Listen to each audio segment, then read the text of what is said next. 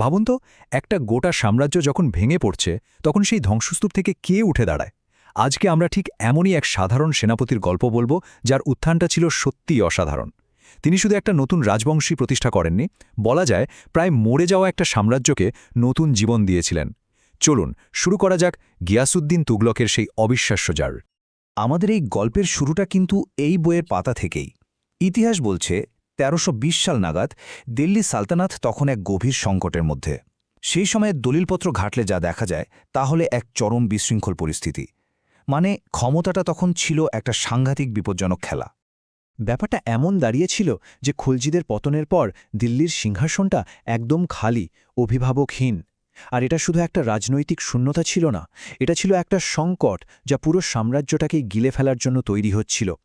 প্রশ্ন একটাই ছিল, কে এসে এই শূন্যস্থান পূরণ করবে? চলুন একটু সময়ের পেছনে ফিরে যাই, সেই ১৩২০ সালের দিল্লিতে।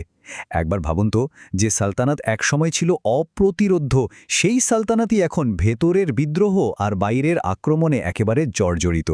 ক্ষমতা দখলের লড়াইয়ে দিল্লি তখন যেন একটা জ্বলন্ত অগ্নিকুণ্ড। একদিকে দেখুন আলাউদ্দিন খলজির সময়কার সেই শক্তিশালী সালতানাত, যার সামরিক শক্তির কথা ছিল কিংবদন্তির মতো। আর মাত্র কয়েক দশকের মধ্যেই ছবিটা পুরো উল্টে গেল। খসরু শাহের দুর্বল নেতৃত্বে সেই সোনালী অতীত যেন একটা দুঃস্বপ্ন হয়ে দাঁড়াল। চারদিকে বিদ্রোহ, বাইরে কেটে ক্রমাগত আক্রমণ, সব মিলিয়ে সালতানাত তখন ধ্বংসের একেবারে দোরগোড়ায়। আর ঠিক এই রকমই এক রাজনৈতিক ঝড়ের মাঝখান থেকে উঠে এলেন এক নতুন মুখ, এক নতুন শক্তি। নাম তার গাজী মালিক। একজন সাধারণ সেনাপতি, কিন্তু তিনি দিল্লির ভাগ্যটা বদলে দিতে যাচ্ছিলেন।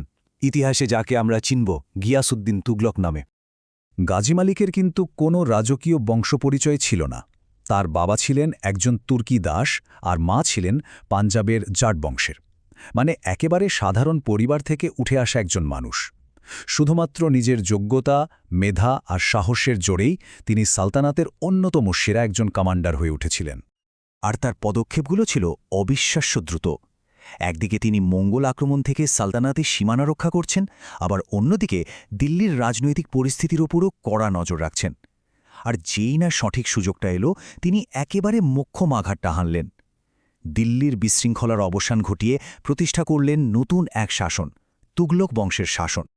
কিন্তু দেখুন, সিংহাসন দখল করা তো একটা ব্যাপার, আর একটা ভেঙে পড়া সাম্রাজ্যকে গোড়া থেকে আবার তৈরি করাটা কিন্তু সম্পূর্ণ অন্য জিনিস। গিয়াসউদ্দিনের সামনে চ্যালেঞ্জটা ছিল বিশাল। প্রশ্ন হল, এই ধ্বংসস্তূপের উপর দাঁড়িয়ে কিভাবে তিনি একটা শক্তিশালী রাষ্ট্র গড়ে তুলবেন। তো সুলতান হয়েই তার প্রথম কাজ ছিল প্রশাসনকে ঠিক করা, দুর্নীতিমুক্ত করা। তিনি খুব ভালো করেই জানতেন যে ন্যায় বিচার না থাকলে রাজ্যের ভিড়টাই নড়বড়ে হয়ে যায়।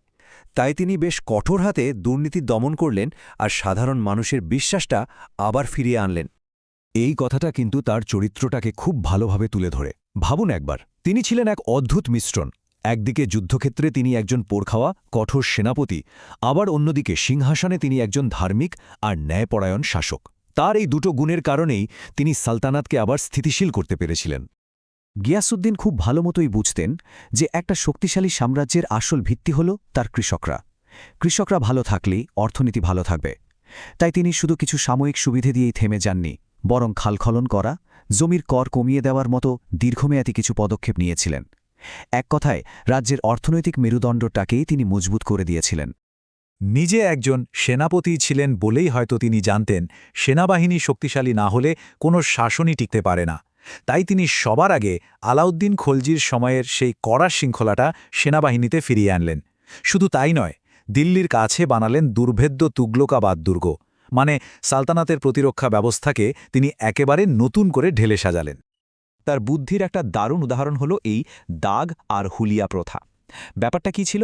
দাগ মানে হলো সেনাবাহিনীর ঘোড়াগুলোর গায়ে একটা চিহ্ন দিয়ে দেওয়া হতো, যাতে কেউ ভালো ঘোড়া সরিয়ে খারাপ ঘোড়া ঢোকাতে না পারে। আর হুলিয়া মানে প্রত্যেক সৈন্যের চেহারার একটা বিস্তারিত রেকর্ড রাখা হতো।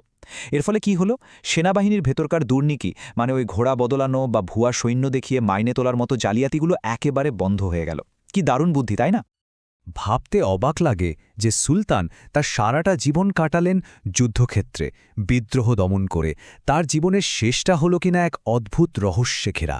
হ্যাঁ, তার শেষ অধ্যায়টা কোনো যুদ্ধক্ষেত্রে লেখা হয়নি, লেখা হয়েছিল একটা উৎসবের মঞ্চে। সালটা ছিল ১৩২৫। গিয়াসুদ্দিন তুগলক তখন বাংলা জয় করে বিজয়ীর বেশে দিল্লিতে ফিরছেন। সারা রাজধানীতে উৎসবের মেজাজ, সবাই তাদের বিজয়ী সুলতানকে স্বাগত জানানোর জন্য অধীর আগ্রহে অপেক্ষা করছে। তাকে স্বাগত জানানোর জন্য তারই ছেলে জৌনা খান দিল্লির বাইরে একটা বিরাট কাঠের প্যাভিলিয়ন বা মণ্ডপ তৈরি করান। দেখে তো মনে হচ্ছিল এটা বাবার প্রতি ছেলের ভালোবাসার আর শ্রদ্ধার একটা দারুণ নিদর্শন।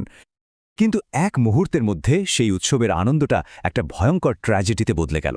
সুলতান যেই না সেই মণ্ডপের ভেতরে ঢুকেছেন, ঠিক তখনই বিশাল কাঠের কাঠামোটা হুড়ুমুড়িয়ে ভেঙে পড়ল, আর সেই ধ্বংসস্তূপের নিচেই চাপা পড়ে মারা গেলেন গিয়াসুদ্দিন তুগলক। এখন প্রশ্ন হল, এটা কি শুধুই একটা দুর্ঘটনা ছিল, নাকি একটা নিখুঁত পরিকল্পিত অপরাধ? ইতিহাসবিদরা কিন্তু এই প্রশ্নে একমত নন। কিন্তু সন্দেহটা দানা বাঁধে যখন আমরা জানতে পারি যে মণ্ডপটা ভেঙে পড়ল সেটা নকশা করেছিলেন তারই ছেলে জৌনা খান, আর এই ঘটনার পরেই কিন্তু তিনি সুলতান হয়েছিলেন। তার শাসনকাল মাত্র 5 বছরের, খুবই অল্প সময়, তাই না? কিন্তু এর প্রভাবটা ছিল অনটেলং। গিয়াসুদ্দিনের মৃত্যুটা রহস্যজনক হলেও তিনি এমন একটা শক্ত ভিত্তি তৈরি করে দিয়ে গিয়েছিলেন যার উপর ভর করে তুগলক বংশ প্রায় 100 বছর টিকেছিল। একটু ভাবলেই বোঝা যায় মাত্র 5 বছরে তিনি যা করেছেন তা প্রায় অসম্ভব। একটা ভেঙে পড়া রাজ্যের শান্তি ফিরিয়ে আনা, প্রশাসনকে নতুন করে ঢেলে সাজানো আর একটা নতুন রাজবংশের গোড়াপত্তন করা, এইটাই ছিল গিয়াসুদ্দিন তুগলকের ছোট কিন্তু অত্যন্ত গুরুত্বপূর্ণ উত্তরাধিকার। কিন্তু একটা বড় প্রশ্ন কিন্তু থেকেই যায়। বাবা যে শৃঙ্খলার ভিত্তিটা তৈরি করে গেলেন, ছেলের উচ্চাকাঙ্ক্ষার চাপে সেই ভিত্তিটা কি টিকতে পেরেছিল? গিয়াসুদ্দিন যে স্থিতিশীলতা ফিরিয়ে এনেছিলেন তা কি তারই ছেলে সেই বিতর্কিত সুলতান মোহাম্মদ বিন তুগলকের হাতে এসে হারিয়ে গিয়েছিল? আচ্ছা, সেটা না হয় ইতিহাসের আর একটা অধ্যায়।